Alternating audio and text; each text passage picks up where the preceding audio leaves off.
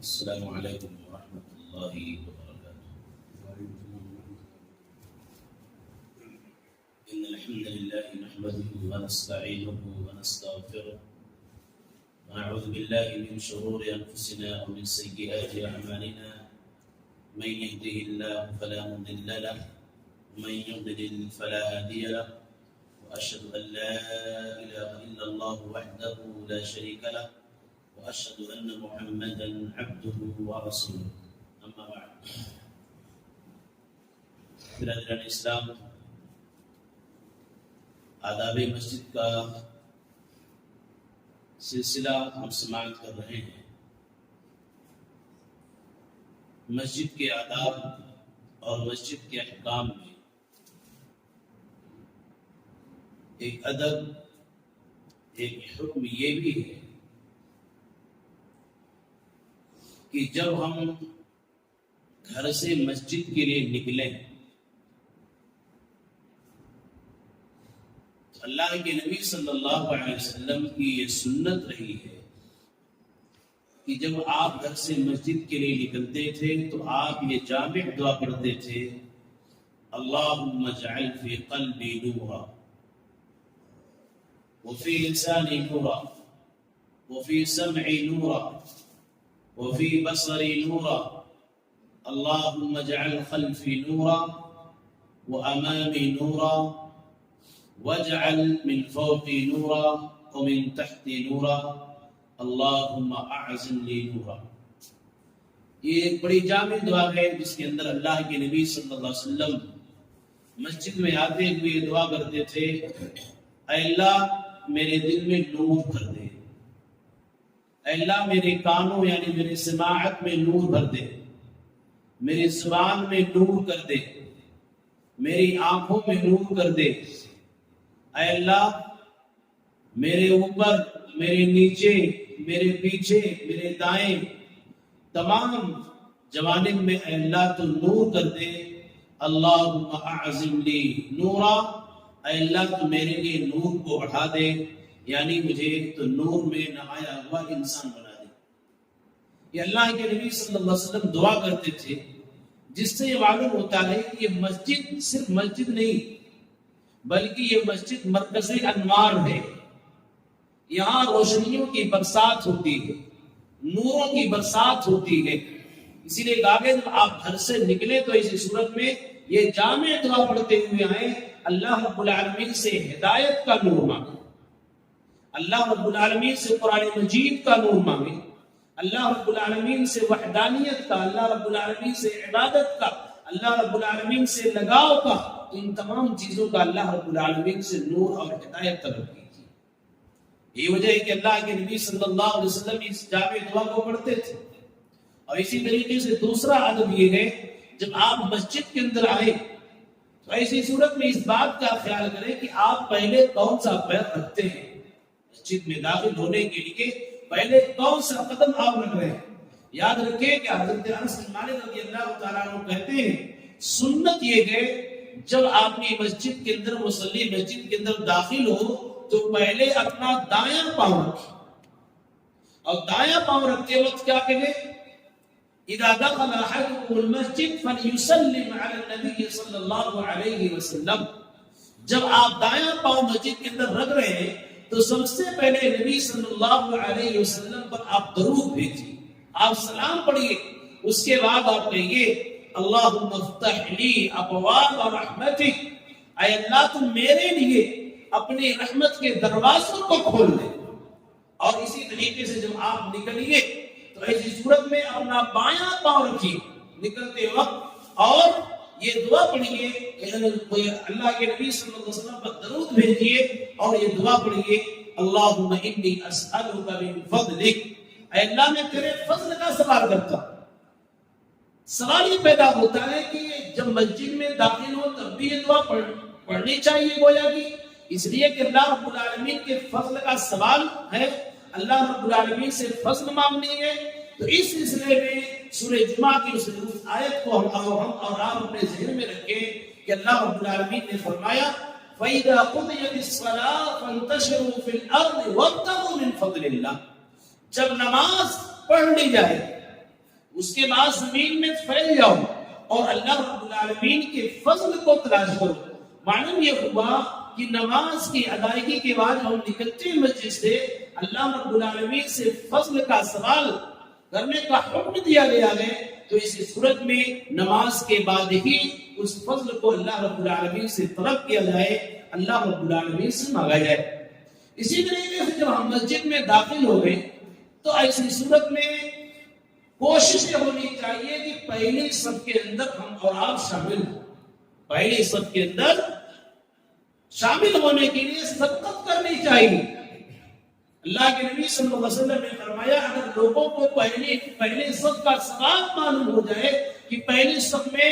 شامل ہونے کا ثواب کتنا زیادہ ہے، تو ایسی صورت میں لوگ اپنے سریر کے بل چل کر کے آئیں گے، یعنی پوری کوشش کریں گے کہ پہلی صف کے اندر شامل ہو جائیں۔ اسی لیے اللہ کے نبی صلی اللہ علیہ وسلم نے فرمایا ان اللہ وملائکتہ یصلون علی الصفوف الاول، کہ اللہ رب العالمین اور اس کے فرشتے پہلی صف پر رحمتیں نازل فرماتے ہیں۔ رحمتیں اللہ رب العالمین نازل فرماتا ہے جو پہلی صف میں ہوتے ہیں۔ یہ کتنی بڑی فضیلت ہے۔ ایک دوسری روایت کے اندر ہے ان اللہ وملائکتہ یصلون علی میامن الصفوف، لیکن یہ روایت کمزور اور ضعیف ہے۔ بہرحال معلوم یہ ہوا کہ پہلی صف میں شامل ہونے کا اہتمام کرنا چاہیے اور کوشش کرنی چاہیے، اور اسی طریقے سے جب آپ مسجد کے اندر داخل ہو جائیں، اگر بہت زیادہ بھیڑ ہے تو بنیادی ادب یہ ہے کہ لوگوں کی گردنوں کو پھلانگتے ہوئے نہ آئے، لوگوں کی گردنوں کو ٹیڑھا کرتے ہوئے ادھر ادھر جھکاتے ہوئے نہ آئے، بلکہ آپ کو جہاں جگہ مل جائے وہاں آپ بیٹھنے کی کوشش کیجئے، لوگوں کو تکلیف مت دیجئے۔ جیسا کہ عبداللہ بن مسعود رضی اللہ تعالیٰ عنہ کہتے ہیں کہ اللہ کے رسول صلی اللہ علیہ وسلم خطبہ دے رہے تھے، جاء رجل یتخطى رقاب الناس، کہ ایک آدمی لوگوں کی گردنوں کو کودتے ہوئے پھلانگتے ہوئے آگے بڑھ رہا تھا، اور اللہ کے نبی صلی اللہ علیہ وسلم خطبہ دے رہے تھے جمعہ کے روز۔ اس کے بعد آپ صلی اللہ علیہ وسلم نے اس کو مخاطب کرتے ہوئے فرمایا اجلس فقط آغیتا، بیٹھ جاؤ، تو وہی بیٹھ جاؤ، اس لیے کہ تم لوگوں کو اپنے عمل سے اپنے فعل سے تکلیف دے رہے۔ معلوم یہ ہوا نمازیوں کا احترام کرنا چاہیے، نمازیوں کو تکلیف دینے سے باز آنا چاہیے، اس لیے کہ اللہ کے نبی صلی اللہ علیہ وسلم نے صحابہ رسول سے کہا اجلس فقط آغیتا، تم بیٹھ جاؤ، اس لیے کہ تم تکلیف دے رہے ہو۔ اس سے معلوم یہ ہوا کہ جہاں جگہ مل جائے وہاں بیٹھنے کی کوشش کرنی چاہیے، اور لوگوں کی گردنوں کو پھلاتے ہوئے، لوگوں کو تکلیف دیتے ہوئے نہیں آنا چاہیے۔ اسی طریقے سے مسجد کے آداب میں ایک اساسی ادب یہ بھی ہے، اور مسجد کے تقدس اور احترام کا تقاضا بھی ہے کہ مسجدوں کے اندر آواز بلند نہ کی جائے۔ مسجدوں کے اندر آواز بلند نہ کی جائے، چاہے وہ تلاوت قرآن کے ذریعہ ہو یا دوسرے ذرائع یا دوسری چیزوں کے ذریعہ ہو، آپ بلند آواز سے لوگوں کو تکلیف نہ دیں، چاہے ذکر و اذکاری ہو، چاہے قرآن کی تلاوت ہو یا کوئی دوسرا نیک عمل ہو، کہ مسجد میں دوسرے لوگ بھی عبادت کر رہے ہیں، ذکر و اذکار کر رہے ہیں، تلاوت کر رہے ہیں، اور کوئی آدمی آیا اور تیزی سے بڑی اونچی آواز میں قرآن کی تلاوت کرنا شروع کر دیا۔ اللہ کے نبی صلی اللہ علیہ وسلم نے اس سے منع فرمایا ہے۔ آپ دیکھیں کہ اللہ کے رسول صلی اللہ علیہ وسلم اعتکاف میں بیٹھے ہوئے، اور اس اعتکاف میں بیٹھے ہوئے آپ نے کچھ لوگوں کو دیکھا، کچھ لوگوں سے سنا کہ بلند آواز سے اونچی آواز میں قرآن کی تلاوت کر رہے ہیں۔ آپ صلی اللہ علیہ وسلم نے اپنے پردے کو ہٹایا، جس خیمے میں آپ بیٹھے ہوئے تھے اس خیمے کے پردے کو ہٹایا اور لوگوں کو مخاطب کرتے ہوئے فرمایا الا ان کلکم مناج ربہ، یعنی مسجد میں بیٹھے ہوئے تمام لوگ اپنے رب سے سرگوشی کر رہے ہیں، اپنے رب سے مناجات کر رہے ہیں، اپنے رب سے دعائیں کر رہے ہیں، سارے لوگ کر رہے ہیں۔ وَلَا يُؤْذِيَنَّ بَعْضُكُمْ بَعْضًا، تم میں سے کوئی کسی کو تکلیف نہ دے، وَلَا يَرْفَعُ بَعْضُكُمْ بَعْضًا بِالْقِرَاءِ، اور قرآن پڑھنے میں بھی اونچی آواز مت کرو، اونچی آواز سے لوگوں کو تکلیف نہ دو۔ بہت مرتبہ ایسا ہوتا ہے، کوئی آدمی نماز پڑھ رہا ہے، نفل نماز پڑھ رہا ہے، ذکر و اذکار میں لگا ہوا ہے، اور کوئی صاحب آئے بلند آواز سے قرآن کی تلاوت کرنا شروع کر دیے۔ اب وہ یہ سمجھتے ہیں کہ میں نیک کام کر رہا ہوں، مجھ کو تو کرنے کا پورا اختیار ہے، اتھارٹی ہے نہیں، شریعت منع کر رہی ہے کہ اگر دوسرے لوگ ذکر و اذکار میں مشغول ہوں یا دوسرے لوگ تلاوت قرآن کر رہے ہوں، نوافل کا اہتمام کر رہے ہوں، ایسی صورت میں پست آواز میں، دھیمی آواز میں قرآن کی تلاوت کرنی چاہیے، اس لیے کہ مسجد میں بیٹھا ہوا ہر شخص اللہ رب العالمین سے مناجات کرتا ہے، اللہ رب العالمین سے سرگوشیاں کرتا ہے۔ اسی طریقے سے آپ دیکھیں صاحب بن یزید کہتے ہیں کہ میں مسجد نبوی کے اندر کھڑا تھا، اتنے میں مجھے ایک آدمی نے کنکر سے مارا، اس پر کنکر پھینکا،